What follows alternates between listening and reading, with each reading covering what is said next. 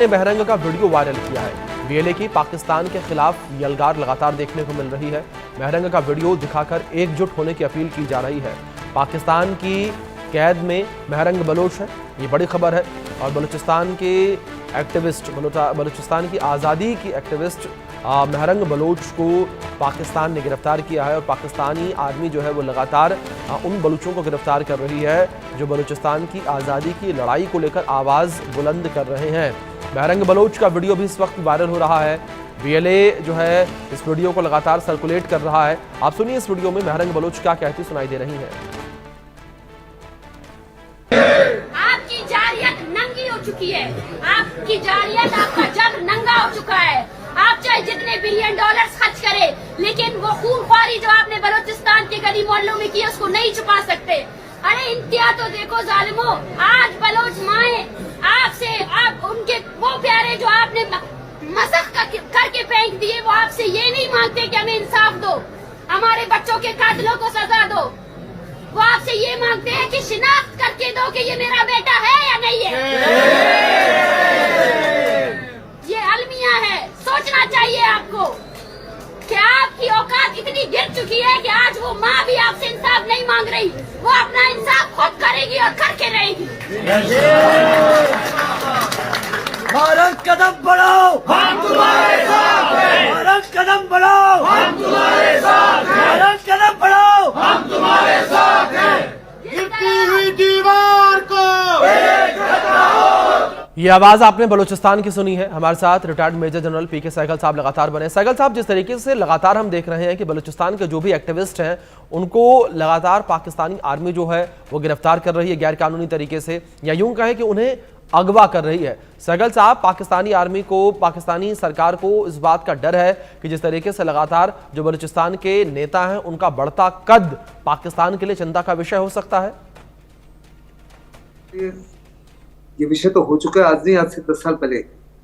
जिस माफिक अभी उनके खिलाफ विरोध हो रहा है वो आए दिन बढ़ता जा रहा है। और पाकिस्तान जो इस माफिक के जुल्म ढा रहा है, आज नहीं ढा रहा, पिछले 20-25-30 साल से ढा रहा है।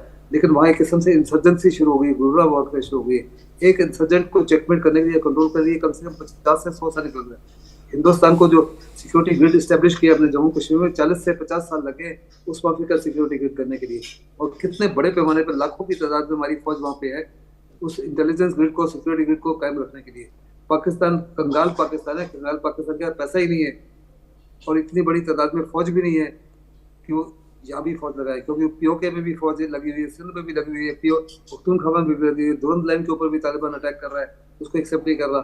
ऐसे में पाकिस्तान तो इस समय बहुत ही बुरी हालत में है। जैसे कि मैंने कहा कि पाकिस्तान से 3 बड़े शहर छुड़ा लिए गए हैं। तो पख्तूनख्वा में भी कहा जा रहा है कि पाकिस्तान की सरकार की किसी प्रकार की रिट वारंट, चाहे दिन हो चाहे रात हो, वो इलाका एक किस्म से लिबरेट हो चुका है।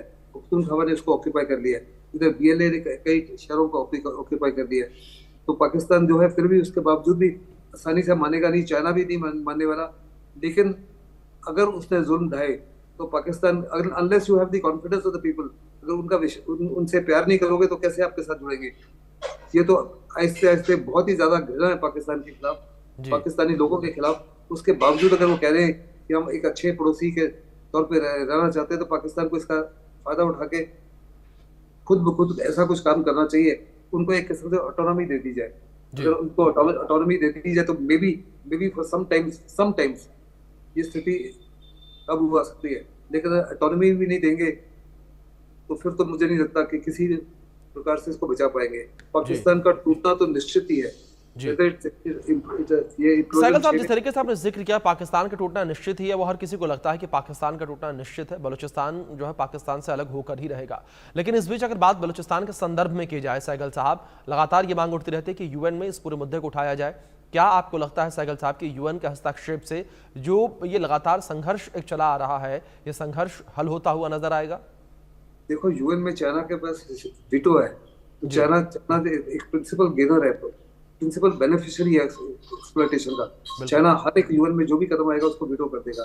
चाइना किसी प्रकार से नहीं चाहेगा कि बलूचिस्तान पाकिस्तान से अलग हो, क्योंकि अगर वो अलग हो जाता है तो सबसे बड़ा झटका जो है वास्तव में चाइना को लगेगा पाकिस्तान के बाद भी।